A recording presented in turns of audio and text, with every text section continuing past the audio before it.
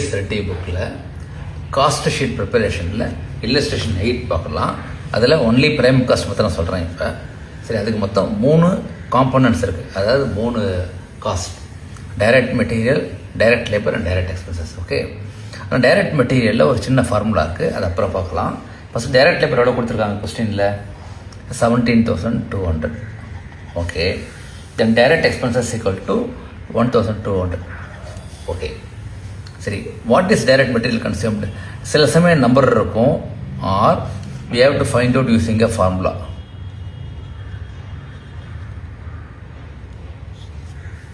Any consumption or usage is equal to, okay, opening stock plus purchases minus closing stock equal to consumed.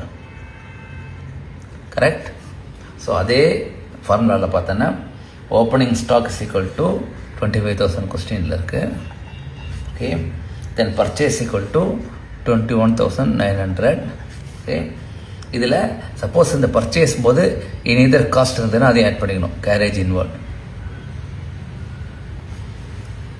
அது 1,100 rupees. Okay, then less closing stock இல்லை, so இது முதல்ல add பண்ணிக்கலாம். Add பண்ணால் 48,000 வருது. Okay, minus closing stock which is 26,200. So equal to 21,800 is the materials consumed. Okay, இப்போ add direct labour 17,200, direct expenses 1,200. So add பண்ணிங்கன்னா you will get 40,200. So இதுதான் prime cost. Okay, so always remember, raw material consumed மாத்திரம் இந்த formula வச்சு போடணும். அதாவது opening stock plus purchases minus closing stock.